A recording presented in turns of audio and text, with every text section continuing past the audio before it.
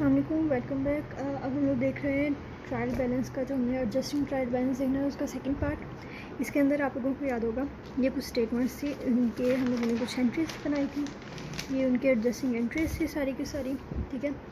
अब इससे पे भी हमारा काम हो गया है, तो अब हम लोगों ने क्या किया था, आप लोगों को ईजी रहेगा अगर आप लोग इन एडजस्टिंग एंट्रीज़ का जो है छोटे छोटे से लेजर्स बना लें। इतने ज़्यादा नहीं बनेंगे, तो मैंने क्या किया, मैंने लेजर्स नहीं बनाए क्योंकि मैंने उनको ना थोड़ा सा लेजर्स टाइप लिख के रख लिया कि मेरा डेबिट साइड पे बीडी आएगा, ये क्रेडिट साइड पे। आप लोगों को याद होगा कि हम लोग बीडी जो होता है वो ट्रायल बैलेंस बनाने के लिए यूज़ करते हैं।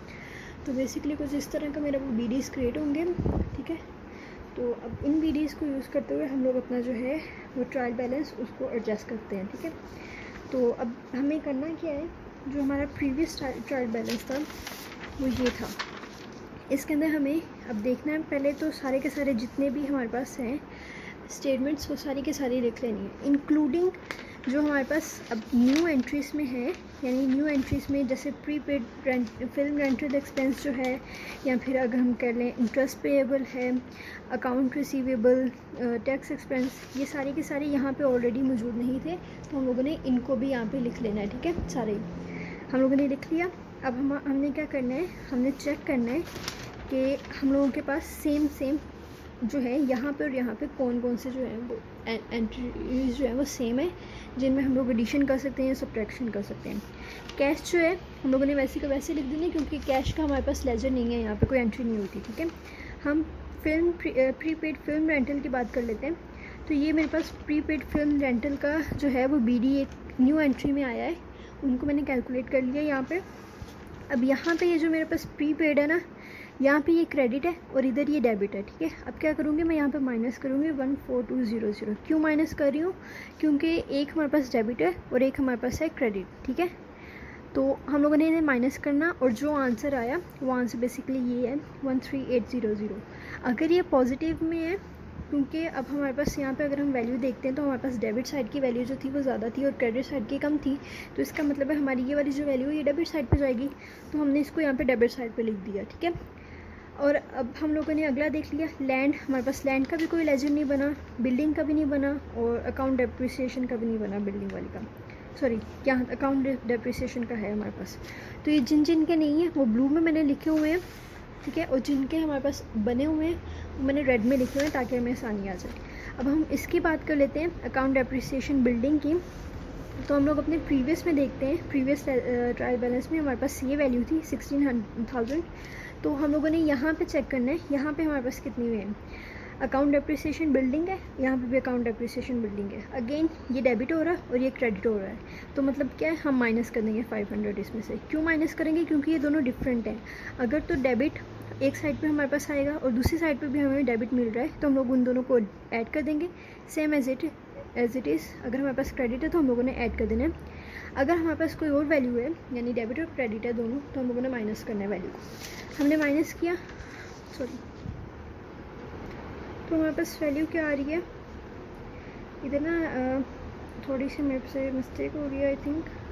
हाँ, जो यहाँ पे ना अकाउंट डेप्रिसिएशन बिल्डिंग ये वाला है, तो मेरी मिस्टेक ये हुई है कि ये वाला नहीं, मुझे ये वाला इस वक्त यूज़ करना है, क्योंकि यहाँ पे अकाउंट डेप्रिसिएशन बिल्डिंग है, तो ये एडिशन होगा। क्योंकि इधर क्रेडिट है और हमारे पास इधर भी जो वैल्यू है वो क्रेडिट में आ रही है, ठीक है। तो ये मेरे पास गलती हो गई थी, आप ज़रा देख के करना। तो हमारे पास ये वैल्यू आ जाएगी। अगेन अगला जो हमारे पास है accumulated depreciation fixture and equipments.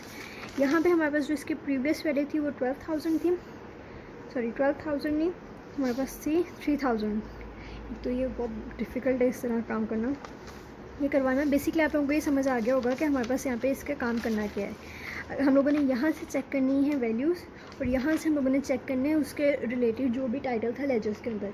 अगर तो वो दोनों क्रेडिट हो रही है तो उनको एडिशन कर देनी है, अगर वो दोनों डेबिट हो रही है तब भी उनका एडिशन कर देना है। लेकिन अगर एक डेबिट और एक क्रेडिट हो रही है तो हम लोगों ने उनको माइनस कर देना है। सपोज कर लेते हैं यहाँ पे हमारे पास कोई एक वैल्यू थी वो 200 थी, ठीक है, ये डेबिट में हमारे पास वैल्यू थी। इधर हमारे पास कोई क्रेडिट में सेम उसी टाइटल के अकॉर्डिंग 400 वैल्यू दी गई थी। अब हमें इसे माइनस करना है, 400 माइनस 200 करेंगे तो ऑब्वियसली माइनस में 200 आएगा, 200 आ जाएगा। यहाँ पे हमारे पास ये क्रेडिट वाली जो कि हमारी लेजर्स के अंदर वैल्यू थी ये ज़्यादा थी, और यहाँ पे जो हमारी वैल्यू थी डेबिट वाली, ये थोड़ी थी। तो इसका मतलब है अब जब हम वैल्यू लिखेंगे यहाँ पे डेबिट साइड पे नहीं लिखेंगे, हम क्रेडिट साइड पे लिखेंगे, ठीक है। इसी तरह हमने बाकी सारी की सारी एंट्रीज़ कर लेनी है। कि मैंने रेड जो भी निशान रेड से लिखा हुआ है, इसका मतलब ये है कि मेरे यहाँ पे जो वैल्यूज़ थी वो लेजेस में मौजूद थी।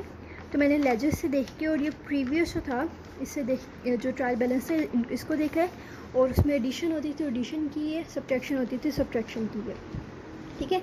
अब मेरा आंसर जो आया है वो आया है 617533 डेबिट साइड पे, और 61733 ये मेरा आया है क्रेडिट साइड पे। अब मिस्टेक मेरे ट्रायल बैलेंस में नहीं है, मेरा ट्रायल बैलेंस बिल्कुल सही बना हुआ है, लेकिन मिस्टेक है कि एज इट इज़ हमारा मतलब ट्रायल बैलेंस इक्वल नहीं आया है, तो इसमें हमारी कोई मिस्टेक नहीं है।